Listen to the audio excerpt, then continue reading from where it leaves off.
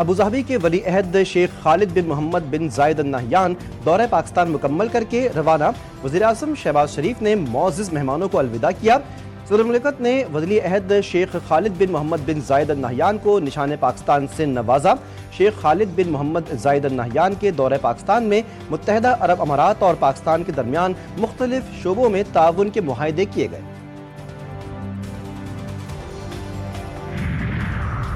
वफाकी काबीना में नए वज़रा की शमूलियत 13 वफाकी वज़रा, 11 वज़रा मुमलिकत और 3 मुशीरान ने ओहदे का हलफ उठा लिया। हलफ बर्दारी की तकरीब ऐवान सदर में हुई। सदर मुमलिकत आसिफ अली जरदारी ने नए अरकान से हलफ लिया।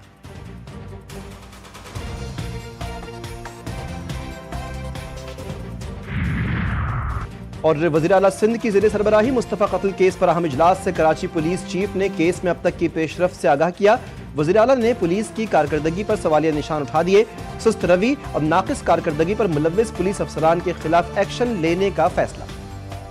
सिस्टम पे आपको मालूम है कि कुछ और लोग काबिज है जो करने नहीं दे रहे, लेकिन अवाम स्पीक चुकी है, अवाम की आवाज़ उठ चुकी है। अब किसी लोगों को ये सेंस करना होगा कि अवाम की आवाज़ को कहीं सूरत दबाया नहीं जा सकता। चेयरमैन तहरीक-ए-इंसाफ बैरिस्टर गौहर की हुकूमत पर कड़ी तनकीद, कहते हैं अवाम की आवाज़ को अब किसी सूरत दबाया नहीं जा सकता। ऑपोजिशन की कॉन्फ्रेंस कामयाब हो गई है। अदलिया की आज़ादी और रूल ऑफ लॉ होना चाहिए। वकला की नाअहली नहीं है। आपको पता है कि सिस्टम पर कौन लोग काबिज हैं।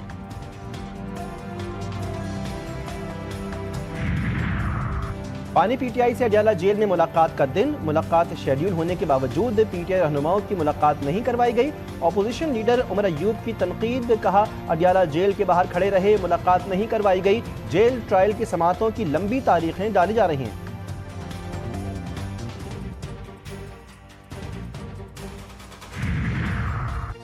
गवर्नर खैबर पख्तूनख्वा फैसल करीम कुंडी का सूबाई हुकूमत के खिलाफ एहतजाज का ऐलान, कहते हैं ईद के बाद धरने भी होंगे और दमादम मस्कलंदर भी होगा।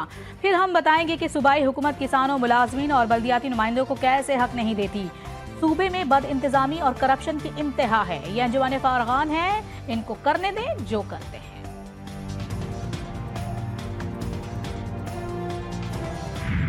2017 के बाद रिटायर होने वाले मुलाजमीन को वो पैसे ना मिले तो फिर इससे बड़ा माशी कत्ल क्या हो सकता है।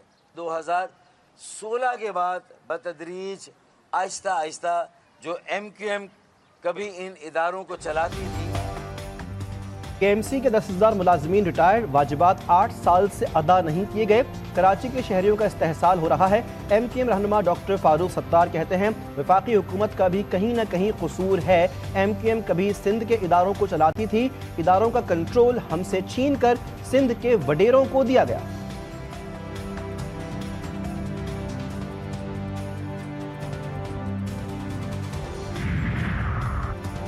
फारूक सत्तार के इल्जामात हकीकत से ज्यादा सियासी शोबदेबाजी करार। सिंध हुकूमत किसी भी वाइट पेपर से खौफजदा नहीं।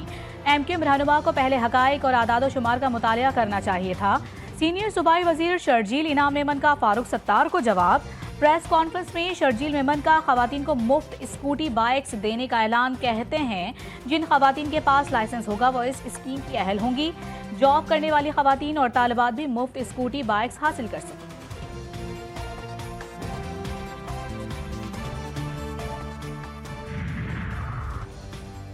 उज़्बेकिस्तान के नायब वज़ीर दिफा फ़ज़ाइया के कमांडर मेजर जनरल बरखानोफ अहमद जमालोविच की जॉइंट स्टाफ हेडक्वार्टर्स रावलपिंडी आमद। Chairman joint chief of staff committee general Sahir Shamshad Mirza से मुलाकात। 2 तरफा स्ट्रेटेजिक पर तबादला ख्याल। ISPR के मुताबिक मौज़िज़ मेहमान ने पाकिस्तान की मुसल्लह अफराद के पेशेवराना महारत को सराहा। मुसल्लह अफवाज के चाको चौबंद दस्ते ने मौज़िज़ मेहमान को गार्ड ऑफ ऑनर पेश किया।